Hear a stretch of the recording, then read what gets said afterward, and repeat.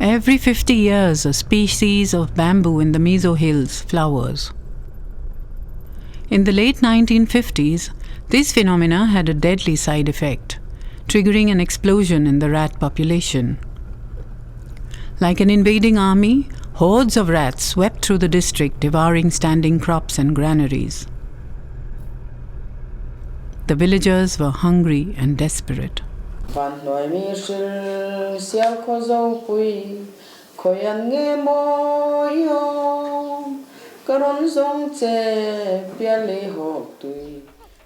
The stunning, seemingly peaceful landscape doesn't prepare people for what lies below this placid exterior.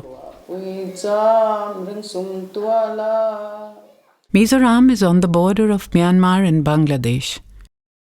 It is flanked by the Indian states of Assam and Tripura to the north and west, and Manipur to the northeast.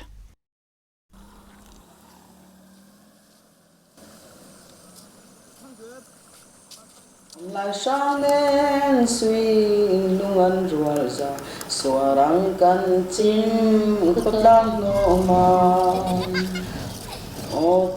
the 1950s and 60s, the Mizo Hills district was an extremely isolated and underdeveloped part of Assam state. There were few roads, a handful of health and education centers. Communications were poor. The initial years of British rule were turbulent and marked by Mizo resistance. The Raj governed lightly here before 1947, when India became independent. Actually,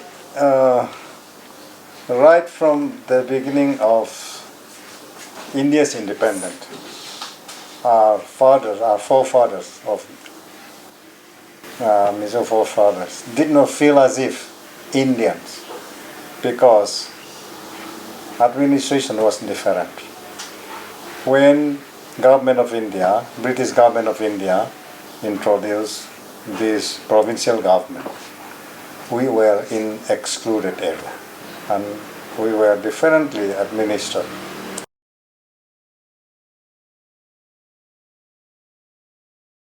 In that mountain famine, we know, everybody knows, that was very difficult to bear, and we felt that we were told that support, gift have come from foreign countries also, Christian brothers of America, UK and all, but that good rices and milk,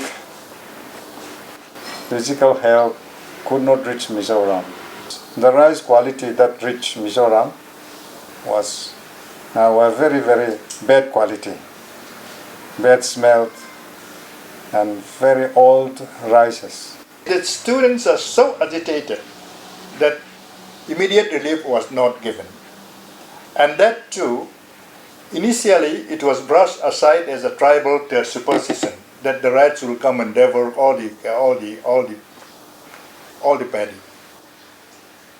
In fact, you see, in tribal areas department, there are people who do not believe what the Mizos are saying, that a famine is imminent, no preparation, number one. When the famine actually happened, the delivery mechanism of the collapsed. The movement started, first it was a famine front, and then later on turned out into the nationalism front, Mizo National Front only, with the slogan that we have to be separate. Hunger turned to resentment. Lal Denga, a young Mizo government officer, mobilized people and launched a relief movement. Resentment turned to resistance and into an armed insurgency, the second against New Delhi in this region. At midnight on 28 February 1966, the Mizo National Front, or MNF, declared independence. Thousands of MNF cadres overran the district, capturing police stations and outposts. In those early days, in 66, 67, the peak was when they said the underground was about 30,000 strong. So the plan was made that on 1st March 1966, we will declare independence and they will take capture as all the outposts in Mizoram. Excepting for Aizawl, where there was a small incident where the grenade blasted before the operation started. So that Aizawl operation did not take place immediately on the 1st. But other operations elsewhere in Champhai and all the other border outposts were more or less captured, even Lunglei, in the next few days. Of course, the Indian army, one whole brigade started moving in from Kachar, and then they had to keep on coming on foot and keep on fighting. There was hardly any good road communications. Mizo identity was not known to the outside world. Due to that disturbance, even Government of India came to know Mizo people. So I feel that it is worthwhile fighting. When the Aizawl Assam Rifle this headquarters was about to fall, they had no rations, no water, they were cut off. The MNA volunteers had surrounded the whole Assam Rifles area. Then, most probably in their desperation, the government of India sent in their Air Force fighter planes. And then the jet fighters started coming in and started strafing the marketplace, bombing, and all that started happening. On March 5, the Indian Army reached Aizawl, the district capital. That day, the Government of India authorized airstrikes that set parts of the town on fire. By then, the MNF rebels had fled. This action remains stamped on the psyche of the Mizos. That one action of the bomb being used by the Air Force are even today talked of by the people in Aizawl. And probably that's the only insurgence area where the Air Force had been used in that manner. That's a time when the army and others had not much knowledge about the ground, the terrain, the way the things were, the traditions of the people, the culture, the way of living and all. And between 66, 70 or till about 69, first 3 years, a lot of atrocities were committed on the locals, women, elderly, men folk. Villages were burnt. Wherever there was an ambush or some casualty took place, the nearest village had to bear the brunt. And so those are things, if you today speak to people who are 60, 65, 70, who are then 10, 15 years old, they still have that. Like the concept of my mother is actually explaining about a very crucial moment when they had fled Aizawl with the crowd, and my father came back after a couple of nights with them in the village, and that was when our house was burnt. So they could see it happening, and the location of our shop, and which was a pharmacy. They actually saw the shops and all going up in flame. So my mother is saying that they were just weeping and crying. In the beginning, let's face it, we had no experience. There was also, I would say, lack of accountability because the communications were poor, you know. Firstly, the inexperienced leadership. Secondly, because of poor communication, nobody could even correct you or things like that. I found, a few people reporting, women, both men, women, saying that they were basically living, between the hammer and the anvil. So you could feel a lot of anxiety. They were scared, both of the volunteers as well as the armed forces. They had to obey them. They were afraid of both sides, and they were in between, caught in between. And one major politician at that time even said that they did not even live life. They just existed. In the following years, between 1967 and 1970, the stoic nature of the Mizos was severely tested. On instructions from New Delhi, security forces organized the forced displacement of over 200,000 persons, or 2/3 of the district's population. Villages and homes were burnt and emptied. People were marched to new grouping centers. A traditional close-knit society was disrupted as hundreds of villages were merged. The displacement left as much of a psychological scar as the bombing.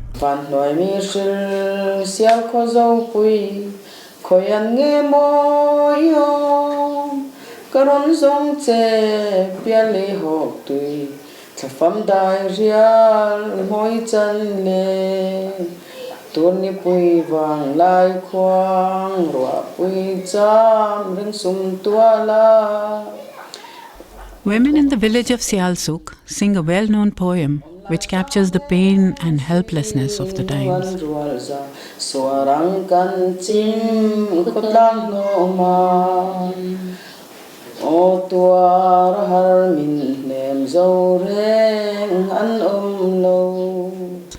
The poem recalls its burning after a rebel attack on a security post. It's a metaphor for the conditions of the time.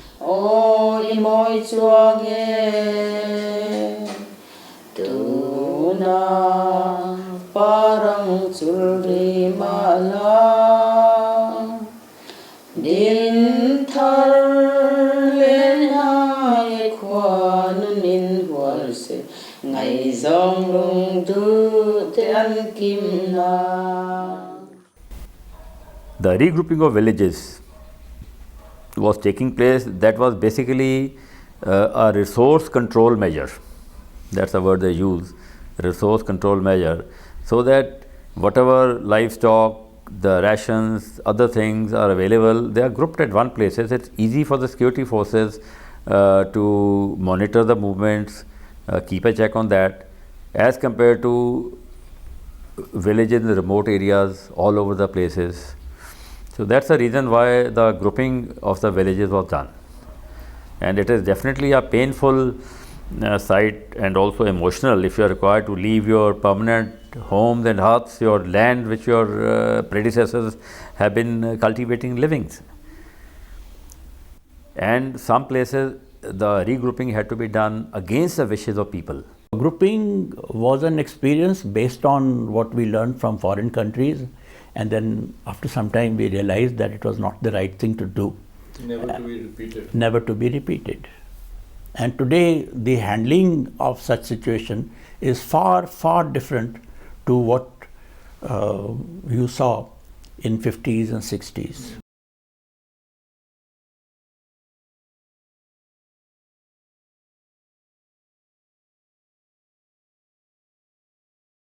By and large, our senior commanders today all have realized that it is not in our interest to alienate more and more people. After all, our job is to bring about peace, to counter violence and then bring about the peace. Meanwhile, the Mizo movement had become international. MNF leaders traveled to Pakistan and China, shopping for political support, arms and training. Based in East Pakistan, they cultivated the romantic image of young cowboys and Robin Hoods. They made ambitious and dramatic plans. When we listen to the BBC and all that news, radio news, we hardly ever hear about any incident in Mizoram being broadcast. So I came to the conclusion, I said that listen, here in Mizoram if we shoot, ambush the soldiers, the nearest village gets burnt down. So our people suffer.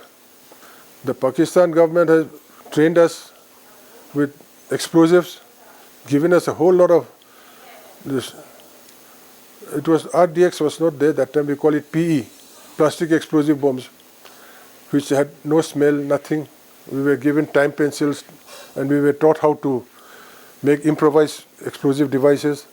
So I said, let us go back to Shillong, set up a base there, set up an intelligence thing, and then maybe contact the Naxalites, and then make an arrangement with them and ask them, convince them to take it down to maybe Calcutta, to Delhi, or to even Guwahati or anywhere else. Put also leaflets as claiming the MNF's demand for independence. So that, and then make sure that it is known that it is done by the MNF. So the idea was that we convinced my army headquarters, the adjutant general and all, but Laldenga would not agree. The Mizo uprising is home to many personal sub-narratives. A former MNF cadre, who was a nurse, speaks of a rape attempt. Her story highlights the conflicting aspects of human nature, which surface in such times of trouble.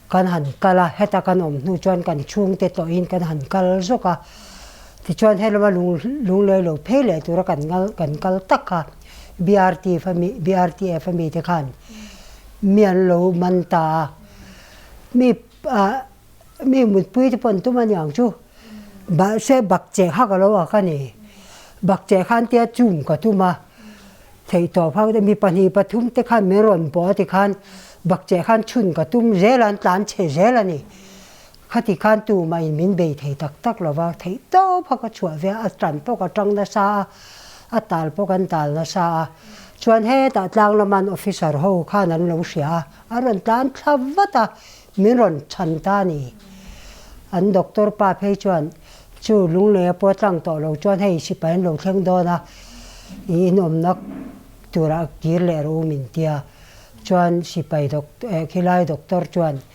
he ta ka pa ti om na lam sai rep khwa chuan min tha pheya so lai peng thegin. I think I've read quite a lot of articles of all the issues, of all the different things that they face, mainly because as a woman the stories that always stand out and that always move me are what the women had to go through. They just their eyes start welling up with tears when they are going to talk about the Mizo uprising. These stories are deeply etched in the memories of even those who may not have personally experienced them. My mother used to tell us stories. That was a favorite pastime. And these are some instances that she narrated some of the incidents. Now, one incident that I remember she talking about was when they were in that village of the presently that is Neiboy today. And when the army started coming in, and they took all the men together and they laid them down on the road, and they said that, tell us where the MNF are, or who are the MNF sympathizers, otherwise we will get this struck over your men. And I remember my mother saying that all the women were crying, they were shivering, and it was very lucky that there was a young Gorkha officer, I think, who must have been a second lieutenant. He intervened. Somruk pasari khan kanau pe chu sipai khan an manamin ka hlum sakta ni wa phairama chu khanga khan underground kha kheum taka omlo theilo ne chohan ngei thu chang te ka atam lo theilowa sipai khan min zonga min vereng se kotina khoila yang nge an cheti kha min dap verenga chung te chunia keini point lo kap ila kan ne ve ngoi tu po mi puya kan tot lu tu khlawa wanga kan ka lo phone na chana khamo ka chung te ne nan oma kan pui ka chung te ne nan oma enga mo chen oma chu minua hong tur din muna kan om tak lo no kan nu chu am ma ni chung te in lama hong le chu teng chon pasal dang anei le a chung ten sum chua mai angan lo tia ho tur kan oma min riat tak lo tu ha chu ni me. In Aizawl, houses are strewn haphazardly across hillsides. Many people moved here during the regrouping because it was regarded as safe. Chief Minister Lal Thanhawla, the state's top elected official in his 5th term, was then a young man who tacitly supported the MNF. On March 11, while I was having dinner in my house with my entire family, along with my dad, my mother, brothers and sisters, my house was surrounded and I was arrested. Then I was in prison here in police lockup. And lockup meant for about 7 persons. We were dumped 27 persons, 27, 28 persons. After 1 week or so, we were all dumped in Army Shaktiman, handcuff, with handcuff. Then we were taken to Masimpur, that is near Silcha. This Masimpur was prepared exactly like place for prisoners, like prisoners of war camp. Huge area was fenced with barbed wire, around 15 feet high. Since we were taken just like that, we didn't have anything. We slept on the jungle which is cleared. No clothes, no bedding, nothing. And even after 1 month, there was no bath. That's winter. Every morning we got up, since we don't have chains, we undress whatever we wear, including our underpants. We keep our things like this, and then kill that lice. I don't know what lice, slightly bigger lice. In the morning there will be a huge queue. And at one time, "Tis admi chalo." We go, we do there, sentry all round, and when one sentry thinks at this time, "Khatam karo," they just turn up, no water, no paper. After about 2 months, we were shifted to Nogong Special Jail. And in the rail station, you see, all of us were handcuffed, and around 20, 30 people were in the same rope. In the rail station. But were you all chained to each other? Oh, chained, yes, chained to each other. Chained to each other? 2, one here and one here. Then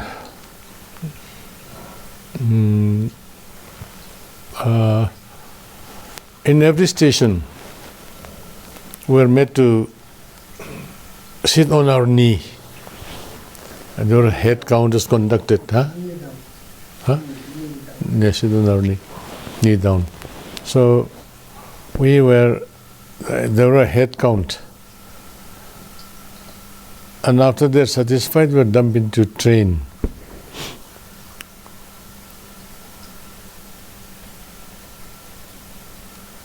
Then when we reached this Nogong rail station, another head count.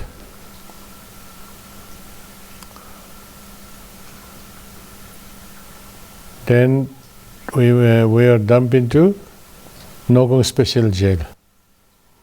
So it was quite explicit in the way that people spoke, that, it was hard to live, during those years, being afraid, full of tension, anxiety, all those psychological impact was there. In terms of psychological counseling,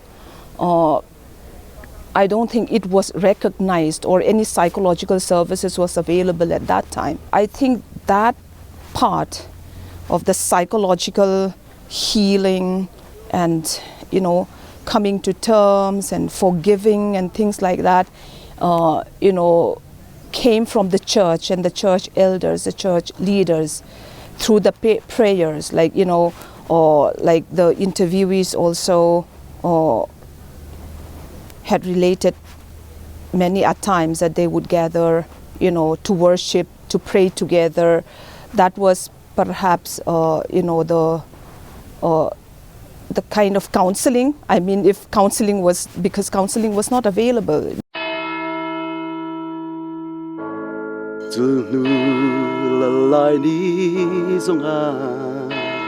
Christian vang ko sak ming An all-powerful church dominates every aspect of life and towers over villages and towns. It provides shelter and inspiration. Life in this close-knit society appears equitable. Women are highly visible. They dominate markets, run businesses, and are successful professionals.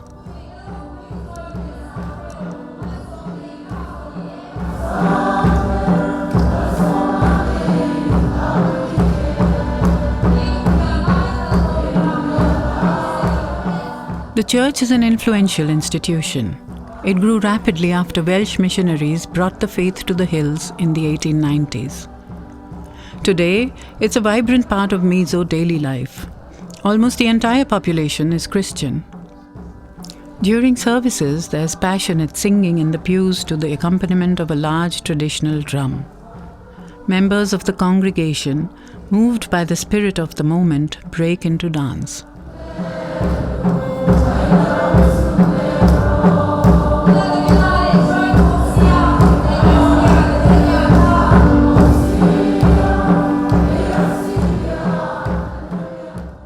Throughout the conflict, local church leaders made continuous efforts for peace and reconciliation. The politicians, they were silent in those critical times. So it was the church which can have a voice. And then we were given the privilege to fly in the army helicopters if we go on peace efforts. If you look back on it, was it as effective as you wished it had been? Well, not always. Sometimes it was a bit disappointing, but I think in the long run it was successful. According to one Mizo scholar, resettlement destroyed village solidarity, creating divisions among communities which had been united. 80% of the total population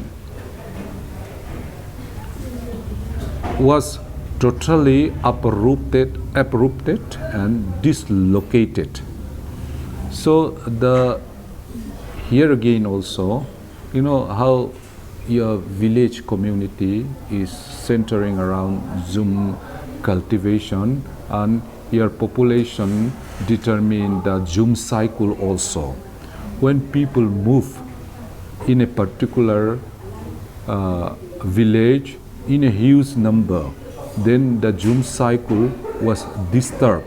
Then if the Zoom cycle was reduced, then productivity of Zoom declines. So Mizoram, which used to be a self-sufficient villages, no longer support themselves.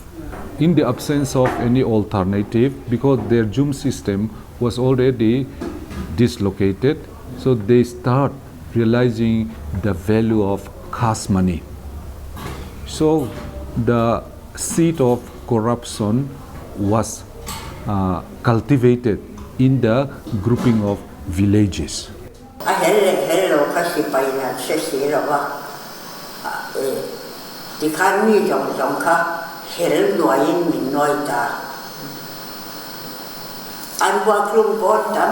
Tin voin khenga la dam na thok thei lo te khang lai ko na mi khatam ta kan omani mo an du an ka puma an du an se sa so ma khati khat me chia te pop dim chuang lo an du la bom swala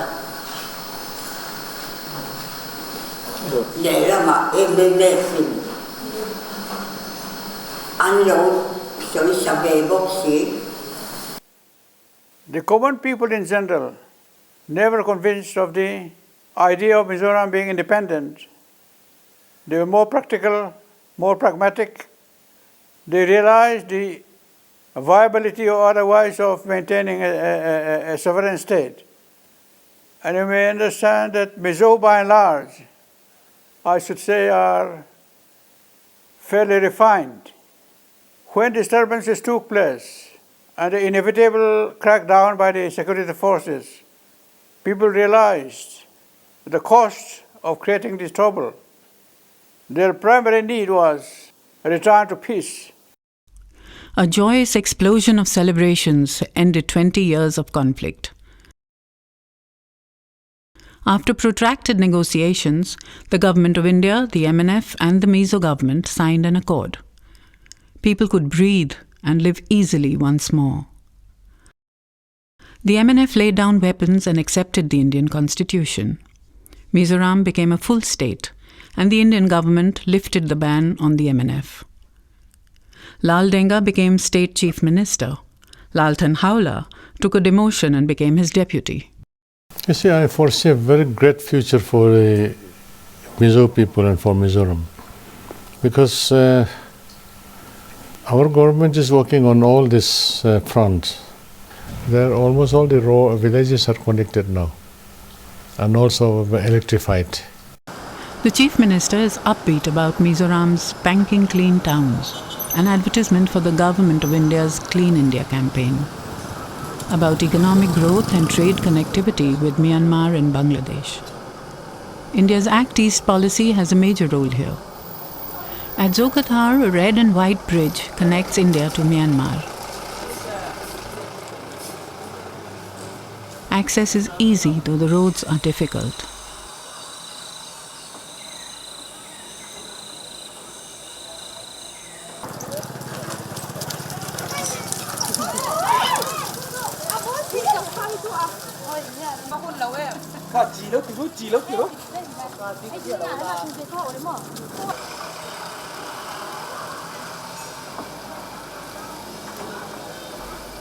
Trade bustles along. A muddy river divides the countries and people of similar ethnic stock. But there are discordant voices.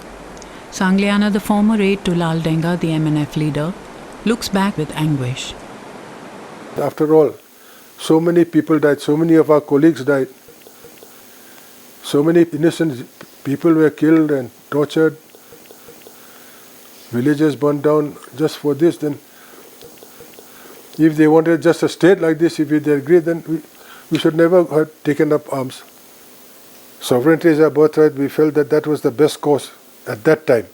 Lal Denga, whatever his mentality may be, he just wants to be a chief minister of a state and agrees to that.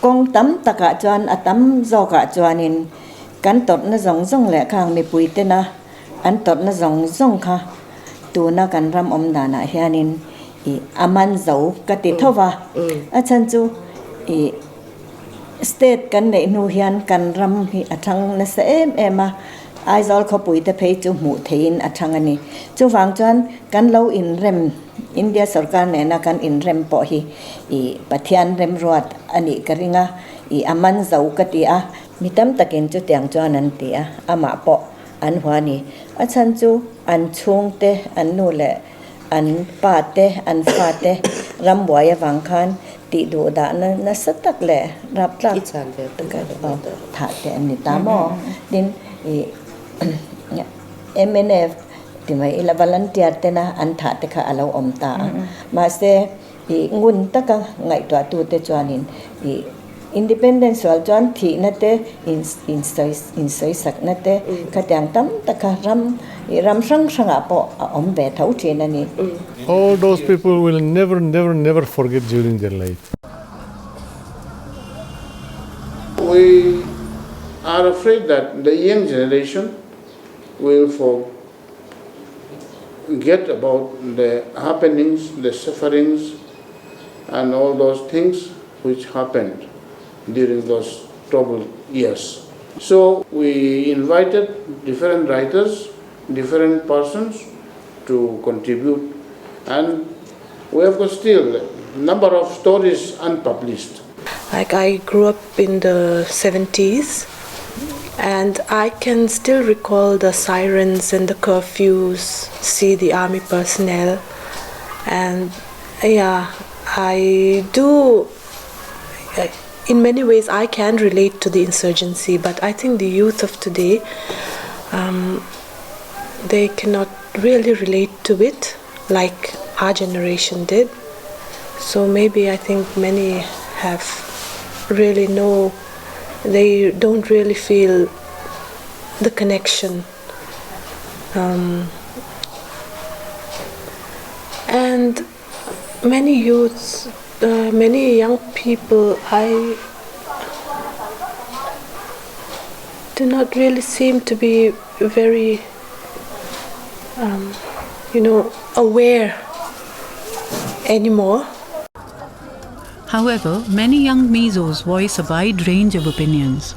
Some say they've never been told about their past, and that there's a culture of silencing which needs to be broken. I was never taught about Mizo history, the political history, even once. The severity of this issue, it never occurred to me until I started teaching. As a Mizo, I should have known about this way before. It should have been an integral part of my education. It should have been something that shaped my thinking, in its earliest years. This legacy, it's been a legacy of silencing of narratives, probably because they didn't want to bring out somebody's rape, incidents of someone's rape, or out of fear of, since Mizo is the Mizos, we are a close-knit community. So everybody within a locality, it's like a capsule. Within a locality, everybody's connected. So talking about something could hurt someone's sentiments, because of which I think Mizo authors, even in writings in Mizo authors, and they are very careful about hurting someone's sentiments or unnecessarily ruffling someone's feathers in the wrong way. So I think it's been a kind of a cultivated piece. Only this Brigadier T. Silo, the former Chief Minister, when he returned, the time they talks about the human rights. That was in the late 70s. The mid 70s, I think. So only then people came to realize that, we can go to such kind of support and all these things can be there. So even today, we Mizos are so small population. At that time, the population was very low, very small. So hardly there was anybody to, who could come up and face the situation and go to the aid. The main theme is not to spread hatred, not to revive the history like, a bad feeling towards the mainland India, but to unite the Mizos. We have passed a resolution regarding that, that the government of India must apologize for what happened on that tragic day. I'm a very flexible person because I know that these situations are dynamic. Geopolitical, geostrategic situations are dynamic, and therefore we should also show flexibility in these matters. If by making a statement like this to our own people is going to resolve the problem, political problem, I see no harm. Christmas is in the air. The malls in Aizawl are full, shoppers are busy, and the mood is festive.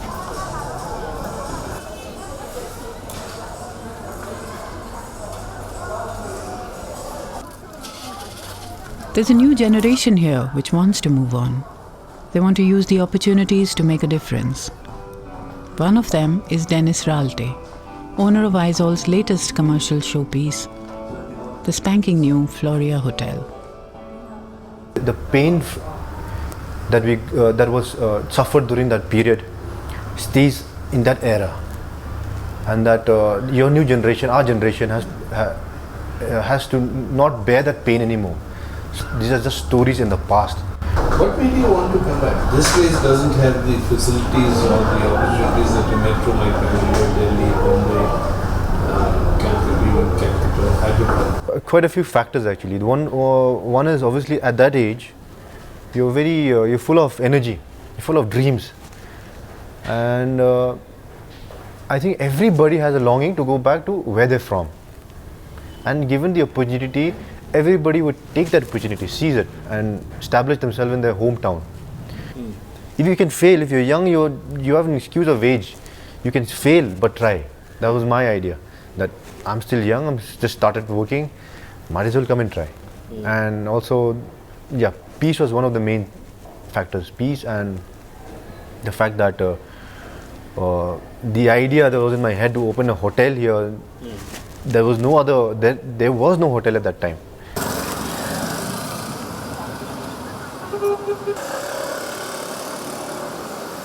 You need closure.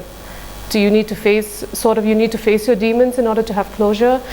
As we've put that chapter behind us, in many respects, I think young people in Lunglei have, like all young people over the world, chances to make their mark in different spheres of life. Out of necessity, people are moving out, and I think once a few start moving out, others are taking the cue, and they're spreading their wings.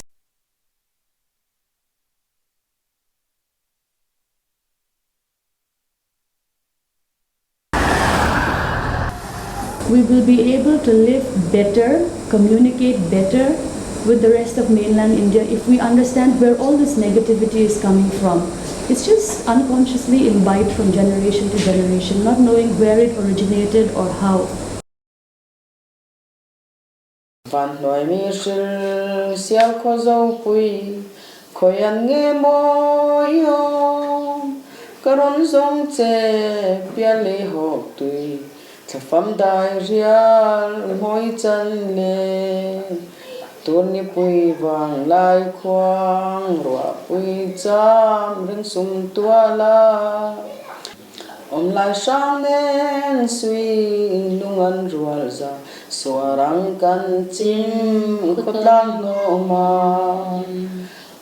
o tua har min nem zo reng an lo chung van ko yang kan to na sial ko pui o i moi chua ge tu na parang chul